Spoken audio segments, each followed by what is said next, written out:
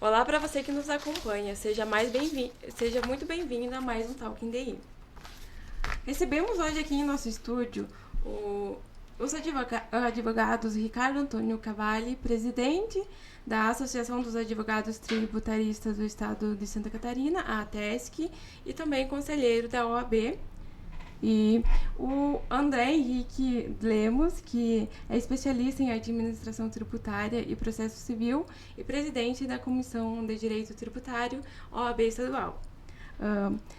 Eles vão falar hoje sobre a reforma tributária no contexto contencioso tributário do PL 108 24, que será tema de um dos painéis do primeiro simpósio de reforma tributária, perspectivas e desafios, que ocorre nesta quarta-feira.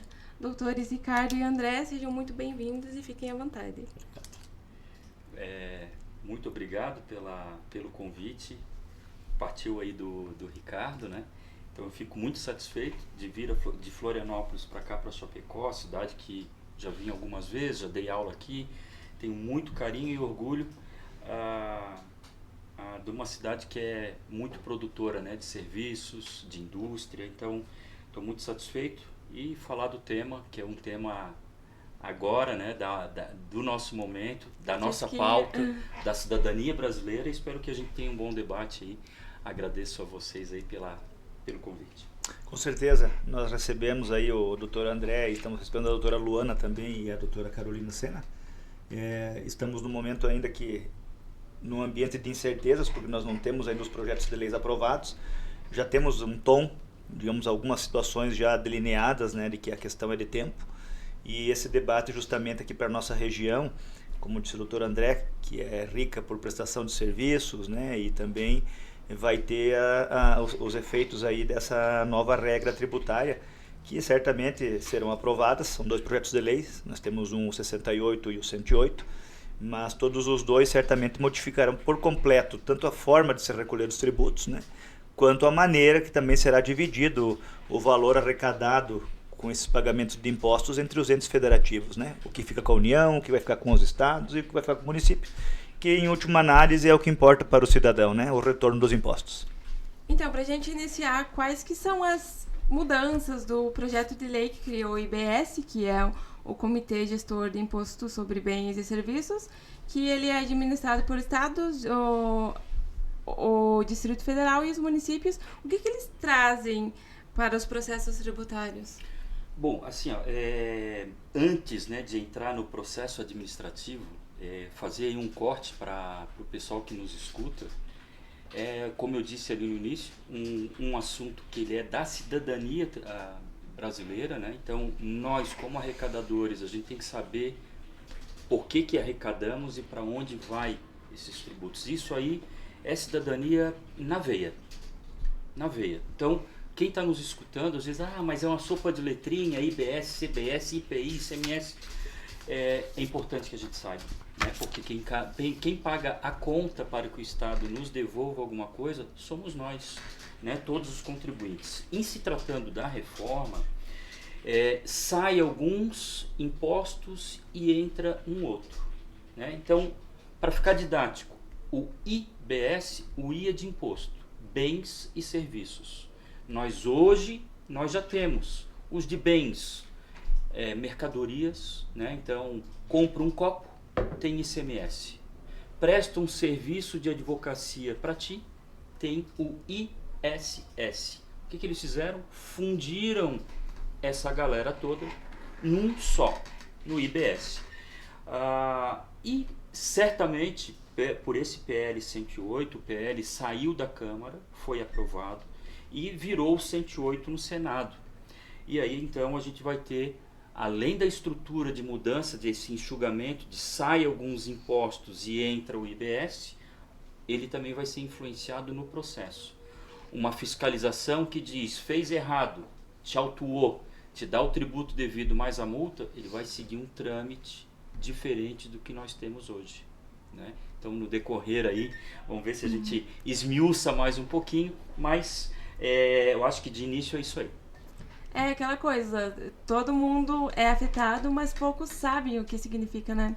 Então acho que é muito importante. Então, em que fase esses projetos de lei eles estão atualmente no Congresso Nacional e após a aprovação, qual que é o prazo para as novas regras elas de fato entrarem em vigor? Então, uma das características da Associação dos Advogados Tributaristas e também da própria Ordem dos Advogados, que o Dr. André preside a Comissão Estadual, é trazer para a população informações, né, luz para essa discussão, para que você compreenda e você possa antever aquilo que cedo ou tarde vai acontecer.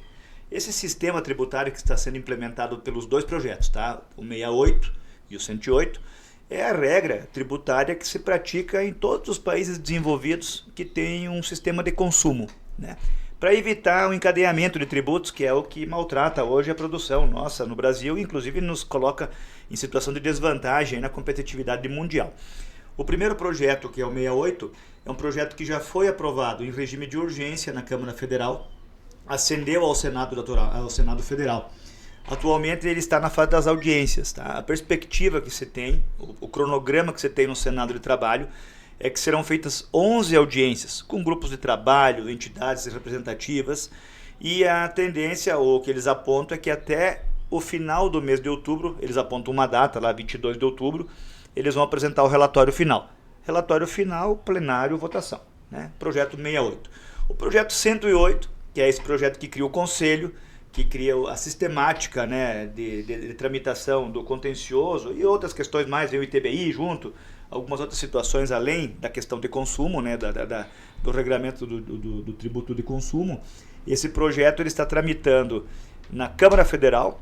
Nós tivemos há 2 ou 3 semanas atrás a aprovação do regime de urgência, que trata de uma forma mais célere de análise e aprovação do projeto, se for o caso. E, naturalmente, seguirá o mesmo rumo do projeto 68. Os números são parecidos, né? 68, 108. O 68 já está no Senado e o 108, passando dessa fase da Câmara Federal, ascenderá também ao Senado para fazer esse debate. O Senado está se debruçando com um pouco mais de calma em relação ao projeto 68, que foi aprovado em regime de urgência, diria até a toque de caixa. E o 108 ele também traz uma situação muito interessante aí, que é o fracionamento, né, as participações aí do que será arrecadado aí com os impostos. E como que esse novo projeto ele pode influenciar a relação entre contribuintes e o governo? Bom, a afetação é de quem paga a conta, então a afetação, qualquer mudança que venha em tributos, ela sim vai afetar o bolso do cidadão, né? Hoje, da maneira como está, tem aumentos de alíquotas, né? Tem uma calibragem que vai ficar em torno aí de 26, 27, 28, tem gente até que diz que vai ficar numa carga de 29% para os impostos sobre aquilo que a gente consome, como bem disse o Ricardo. A gente está numa reforma que é só sobre o consumo. Ainda vão vir outras reformas aí, do imposto sobre a renda, da folha de salários. Então, o que nós temos hoje é essa influência aí de aumentar a alíquota e nós termos aí um regime de transição do regime que a gente tem hoje e desse novo. Vai ter uma convivência dos dois em 10 anos de transição. Os contadores, por exemplo, terão que fazer 2 contabilidades. Terão que ter novos programas, aplicativos, para conseguir conviver com essas duas modalidades de tributação. Então, a influência direta, eu penso que está nisso. E claro, como o Ricardo disse, vai se arrecadar tudo pela União, ou seja, Receita Federal, e ela vai distribuir pedaços dessa arrecadação para estados, Distrito Federal e municípios. Que hoje, por exemplo, só para finalizar, o ISS, que é o imposto de município, o município de Chapecó arrecada dele e tem autonomia para isso. Floripa, da mesma forma no ISS, né? Agora vai ser uma fiscalização, uma arrecadação e uma distribuição, as cartas sendo dadas pela União, pela Receita Federal do Brasil. Vamos ver como que vai ficar essas quedas de braço, né? Se eles vão namorar, ou vão se odiar, ou vão entre tapas e beijos. É isso aí que a gente vai perceber ao longo do tempo. E como que os advogados eles devem se preparar para se adaptar a essas mudanças? Então, o cenário hoje, na verdade, ele é um pouco incerto, porque nós não temos ainda aprovação dos projetos, né? O que eu falei, nós temos o tom da conversa e, ao que nos parece, já tem algumas balizas. A centralização, ela é um dos problemas que a gente, como advogado, está enxergando. Por quê? Porque vai mudar toda a sistemática. Quando nós discutíamos a questão do imposto municipal, nós tínhamos um conselho de contribuintes local e nós tínhamos um rito. Quando nós estávamos tratando sobre a questão do ICMS, nós tínhamos um conselho e nós tínhamos um rito, né? Assim também como nós tínhamos o CARF, né? Para tratar dos federais, né? O que nós teremos agora, na verdade, é uma centralização, uma modificação completa de rotina. Então, assim, a forma de advogar, a forma de fazer o serviço de defesa do contribuinte na esfera administrativa, em especial, vai modificar por completo. E a razão, né, desde que a gente está hoje aqui fazendo um seminário, como esse que é o primeiro, é justamente para o quê? Para nós antevermos, né, trazermos um pouco, umas pinceladas, digamos, do que já está, digamos, definido no projeto de lei, porque com esse período de transição, o advogado pode se preparar, porque a tendência é, em aprovando, começar a valer, tem esse período de transição, né, isso aí, as grandes mudanças mesmo acontecerão até 2029 e para se concretizar até 2032, né, doutor André? Então, assim, isso é um piscar de olhos, né, se tu for analisar no circuito de tempo que você tem um empreendimento, que você faz um prédio, que você consolida um negócio, uma empresa. Então, quanto antes as pessoas compreenderem essa mudança de dinâmica, melhor vai ser o serviço prestado e, naturalmente, melhor vai ser o resultado alcançado lá para o seu cliente. O treinamento e a discussão, como é feito no seminário de hoje, são fundamentais, né? E mais, né? A gente tem que saber dessa tributação toda e nós também somos contribuintes do serviço. A gente também vai ser afetado como prestadores de serviço, né? Então, a gente tem que ficar ligado em tudo. Então, este projeto de lei, ele pode acelerar a resolução dos litígios fiscais? Assim, ainda é uma incógnita, né? Hoje, por exemplo, eu estive conselheiro no TAT, que é o Tribunal de Estado aqui, do ICMS, e também no CARF, né? Fui conselheiro nos 2 tribunais administrativos. Há uma média de 15 anos para discutir uma multa que tu recebe até ter uma decisão final desses tribunais administrativos. E se o contribuinte ainda ficar insatisfeito, ele pode ir para o judiciário. Vai discutir mais 10, mais 15. Então a gente tem aí 30 anos de discussão.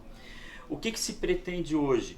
É que o IBS fique com um novo conselhão, comitê gestor do IBS, e das contribuições, que é a CBS, fique com o atual CARF. Hoje, com o número que está no PL 108, nós teremos 387 julgadores para o IBS e os 180 atualmente do CARF para a CBS. Então, assim, a gente está chamando em cada oportunidade que a gente vem e fala, chamar a atenção do ouvinte que conhece um deputado, que conhece um senador, um representante de classe, para chamar a atenção disso. Será que isso aí vai melhorar? Já que a reforma veio para simplificar, será que a gente vai ter uma simplificação com quase mais de 600 julgadores para cuidar de 2 tipos de tributo que foram enxugados, né, de 5, de 8 para 2, e vai aumentar o tamanho de julgadores e da estrutura, autonomia administrativa, financeira. A fiscalização do IBS vai ser uma e vai ter o processo lá. A CBS vai ser outra, eles vão se encontrar. Então, a gente está num momento de bastante debate, uma importância muito grande do que a gente vai fazer hoje aqui no seminário, e espero que a gente consiga também cutucar o ouvinte para ficar atento a todas essas mudanças que ocorrerão. E como que as disputas fiscais entre as empresas e o governo, elas podem ser afetadas por essas mudanças? Como eu disse, quase, né, uma consequência da pergunta anterior, né? As disputas pelos projetos aí de lei, a tentativa é de simplificar, que a gente tenha uma diminuição dos problemas, né? Porque tudo vai ser antecipado, a gente vai saber quanto que a gente vai pagar, a distribuição vai ser feita eletronicamente, teríamos que ter talvez mais uma entrevista dessa para falar sobre o split payment, né, que é justamente isso, um órgão que arrecada tudo, que é a Receita ou a União, e vai distribuir um pouco para a Deise, um pouco para o Ricardo, um pouco para o José, né? A intenção dos PLs, dos projetos de lei, é diminuir as disputas. Agora, o cenário me parece que, claro, o ajuste, o novo, ele sempre causa alguma polêmica, né? Mas o modelo como ele está, me parece que se a gente ficar naquele modelo de 2 tribunais administrativos, um só órgão disciplinando e uniformizando, não tendo representantes dos julgadores, dos contribuintes lá, somente do fisco, é um modelo que ele pode gerar mais disputas.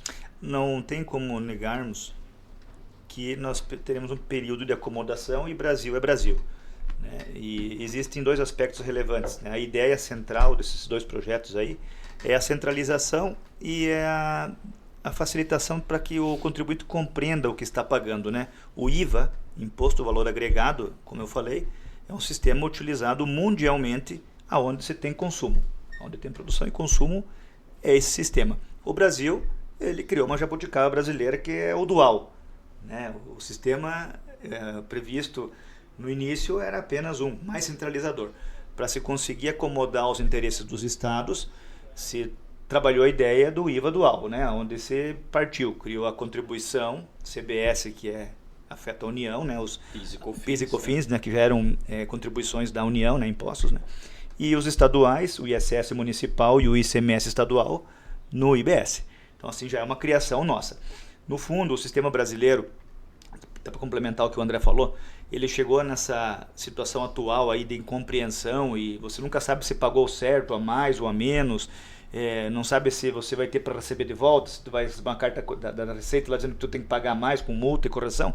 Então a simplificação ela é necessária porque chegamos numa teia onde as exceções, os benefícios fiscais, as exceções à regra já são maiores do que a própria regra. Então as regras fiscais, que é o que simplifica o sistema, de verdade, né, André? No Brasil hoje já é minoria de casos. Se nós pegarmos a teia tributária do país, são tantas exceções que não se tem mais como saber o que é certo e o que é errado, e daí cada tipo de receita, a guerra fiscal que se criou entre os estados, né? Então o projeto em si, ele tenta fazer uma simplificação. A ideia é simplificar inclusive a questão de contencioso. Porém, nesse período de transição que existe um período até 2032, que é para acomodar a alíquota, recolher a sopa de letrinhas e transformar em apenas 2 formas de impostos, né? Isso é um tempo. Depois nós temos até 2050, que é o prazo longo, né? Que é o giro longo, para acomodar a reforma no que diz respeito à distribuição do que se arrecada. Por quê? Porque ninguém quer perder a arrecadação, né? Nem Chapecó, nem Florianópolis, nem Concórdia. E isso hoje eu tenho certeza que deve estar tirando o sono dos administradores municipais, né? Porque não se sabe certamente como é que isso vai se acomodar. Digamos que só daqui a 50 anos podemos dizer isso aqui foi bom ou foi ruim de fato. Tomara que não, né? Mas, por exemplo, regras do ICMS, que é um imposto que atinge mercadorias, né? Que é o exemplo que eu dei, compramos um copo, a gente também paga o ICMS, tem regras ali que podem chegar até 2077, né? E as devoluções, por exemplo, de alguns tributos vão ser devolvidos, por exemplo, o que alguns contribuintes acumularam de créditos de ICMS, eles serão devolvidos em 240 meses, né? Como que a gente vai acomodar essas coisas, né? Então, tem muita coisa ali dentro, né? Que eu acho que, espero que a gente tenha aí cutucado também o ouvinte para se interessar nessas palavras, split payment, né? Cashback, a gente vai ter cashback de cesta básica, né? Então a população de baixa renda vai receber na conta de luz, né? A devolução de alguns impostos, né? Lá em Florianópolis, por exemplo, a gente é um município que é gato de luz. É um só que domina e todo mundo pega o gato ali, espeta ali no poste da pessoa. Como que vai ser essa devolução num país que é de gato, né? O cashback vai funcionar na ponta 100%. Então são coisas todas que a gente vai ter que conviver com essas questões e ver se a gente vai ter um país melhor depois de uma mudança tão grande na estrutura do tributária, né? A reforma tributária, ela também abrange ali os produtos da cesta básica, né? Também impacta. Se quiser falar um pouquinho ali por cima, que o nosso tempo tá meio... A gente, assim, tem também aí uma lista grande, né, de alimentações que são tidas como cesta básica. Os estados já fazem isso muito com o ICMS, então ovo tem uma tributação, um queijo branco de mussarela tem um Oxford tem outra, né? Isso aí está se tentando colocar na cesta básica. Carne, por exemplo, será que ela é um item da cesta básica, né? Vinho na Europa é um item de cesta básica.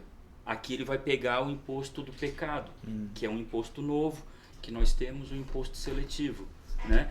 Então, eu peço só porque o assunto ele é complexo, ele vai se derivando, desdobrando, né? Mas que as pessoas fiquem atentas a isso, né? Que itens da cesta básica, em regra, eles vão ser devolvidos via cashback, Bacana. em conta de luz e água. E agora essa é mais voltada para o doutor Ricardo, para a gente finalizar aqui, do ponto de vista do contribuinte, como que a TESC está avaliando essas mudanças dessas propostas, tanto do projeto de lei 68 quanto do 108? Bem, Deise, isso não é só uma questão da TESC. Eu acho que todo cidadão brasileiro ele almeja que o fardo tributário ele seja mais organizado, né, e menor.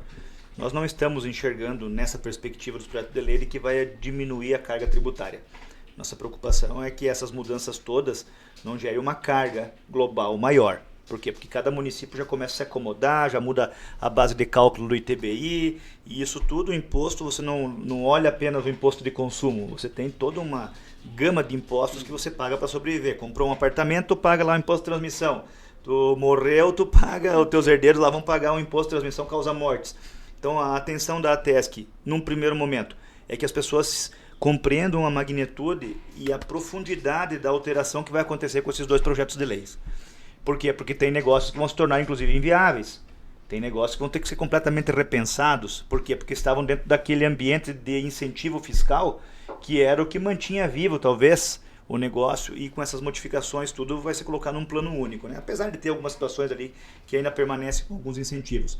Mas nós estamos vendo que temos que ficar atento para a questão das alíquotas e para os movimentos dos municípios, dos estados, que certamente se estão preocupando com esse período longo de transição. Perda de receita de um lado tem que compensar de outro. Porque apesar de haver essa condensação de alguns impostos, né, o ISS municipal com o ICMS estadual, nós temos outros impostos de competência municipal que continuam aí sendo de competência dos municípios. Então há uma necessidade muito grande dos contribuintes ficarem atentos em cada local que vivem, né, para que não aumentem também paralelamente esses impostos. Por quê? Porque lá na soma final, para a gente viver, a gente paga imposto praticamente para tudo, né? E como o André falou muito bem, essa alteração que nós estamos tratando nesse momento diz respeito exclusivamente à questão dos bens de consumo, salvo uma outra alteraçãozinha ali que não é substancial. Então a Associação dos Advogados ela está fazendo esses eventos justamente para quê? Para que as pessoas compreendam que o jogo vai mudar. Para alguns vai mudar radicalmente, né? Inclusive empresários vai mudar a forma de recolher o tributo, principalmente o prestador de serviço. Então há uma necessidade de antever essas mudanças para se programar. Inclusive, falando aqui dos contadores, vão ter uma carga de trabalho muito maior, né? Numa conta de padeiro, assim dá para dizer, já que vão ter duas contabilidades, né? Uma do sistema atual e uma do que vai vir. E a gente fica feliz por ter o espaço aí no meio de comunicação de vocês, porque certamente no evento hoje à noite nós vamos conseguir conversar um pouco mais e esmiuçar um pouco mais os temas. Mas esses minutos aqui contigo certamente vai servir para colocar aquela dúvida e aquela vontade no cidadão aí de compreender um pouco mais o que está por vir. A gente teria muito que falar, né? Mas o tempo está acabando, precisamos encerrar. A equipe de Diário de Iguaçu fica muito grata pela participação de vocês e as portas estão sempre abertas e até uma próxima oportunidade. Obrigado, Deise. Muito obrigado, Deise, a todo o pessoal aí que nos assiste, que nos ouve, e espero que a gente consiga estar juntos aí, né, nessa bandeira, né? A gente saber realmente o que a gente paga, para onde vai, porque as gerações que vêm também merecem um país melhor do que a gente tem atualmente. Mais organizado. Bacana. Para você ficar bem informado, nos acompanhe nas redes sociais, Diário do Iguaçu, sem o acento e sem o cedilha, e no site diregional.com.br.